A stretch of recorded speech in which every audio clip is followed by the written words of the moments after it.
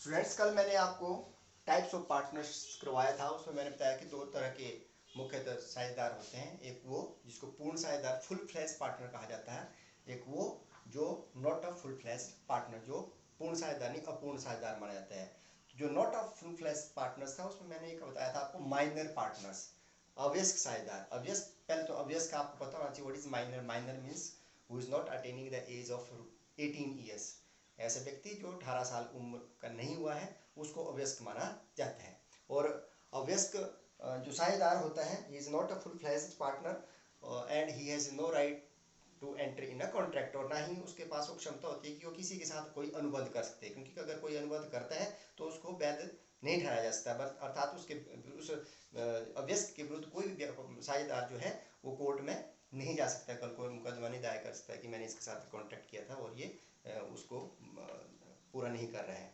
ठीक है, तो इस तरह से एक जो अवयस्क साझेदार होता है वो अपूर्ण साझेदार कहलाता है। लेकिन जो पार्टनरशिप एक्ट 1932 सेक्शन 30 कहता है कि अवयस्क अगर सभी साझेदार चाहते हैं तो कोई भी अवयस्क जो है उसको साझेदार बना जा सकता है, लेकिन केवल लाभ में हिस्सा देने के लिए उसको साझेदार बनाया जा सकता है। तो इस तरह से what is the position of a minor before attaining majority, अर्थात कोई भी साझेदार अगर वो 18 साल का होता है उससे पहले उसके क्या क्या पोजीशन, उसकी क्या स्थिति रहती है साझेदारी में, तो उसके लिए उसके स्थिति का पता चलता है उसके अधिकार और उसके दायित्वों से। What is his rights and what is his responsibility. तो जहाँ तक राइट की बात है तो सबसे पहला जो उसका अधिकार है उसके उसमें है right to share in profit and assets. मैंने अभी बताया कि सेक्शन 30 बोलता है कि कोई भी साझेदार, माइनर साझेदार, लाभों में या संपत्तियों में हिस्सेदार बन सकता है, लेकिन दायित्वों के लिए उसको उत्तरदायी नहीं ठहराया जा सकता है, ना ही वो हानि में हिस्सा लगाएगा, हिस्सेदार बनेगा। तो इस तरह से पहला उसका ये है कि right to share in profit. Number 2, right to inspect the books of accounts. एक माइनर को अधिकार है कि वो जो बुक्स ऑफ अकाउंट्स है उनको इंस्पेक्ट कर सकता है और उनकी कॉपी भी प्राप्त कर सकता है। लेकिन जहां तक गोपनीय बातों की बात है, जरूरी नहीं है कि साझेदार उससे गोपनीय बातें शेयर करे। तीसरा जो है राइट टू फाइल सूट्स।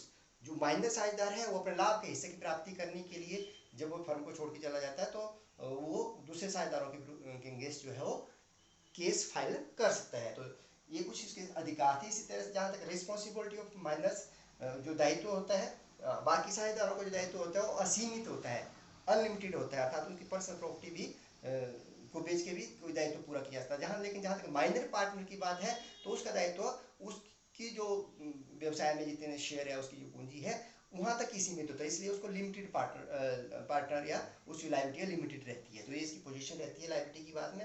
अब आती है बात कि position of minor attaining majority, कि एक अवयस्क जब 18 साल का हो जाता है, उस उम्र को प्राप्त कर लेता है, तो उसके बाद क्या उसका जो है वो पोजीशन रहती है, क्या क्या फर्म है उसका क्या रहता है, किस तरह से उसके राइट्स बनते हैं। तो इसमें दो भागों में बांटा जाता है। When he elect to remain partner, 18 साल के होने पर, पहले वो माइनर था लेकिन 18 साल होने पर दो स्थितियां होती है, क्या वह फर्म में एज ए पार्टनर कंटिन्यू करना चाहता है, या when he elect not to continue a partner, या उसके बाद वह 18 साल के बाद पार्टनर नहीं रहना चाहता है। अगर वो 18 साल के बाद पार्टनर रहता है, ठीक है, कंटिन्यू करता है पार्टनर बनने के लिए, ठीक है, तो पहली बात है कि जो उसका लिमिटेड लायबिलिटी थी वो अनलिमिटेड हो जाएगी, दायित्व क्या हो जाता है असीमित। पहले वो लाभों में ही हिस्सेदार था, अब वो हानियों में भी हिस्सेदार बनने शुरू हो जाएगा, था उसकी लायबिलिटी होगी, और जो प्रॉफिट के साथ साथ लॉस में भी वो हिस्सेदार बन जाएगा।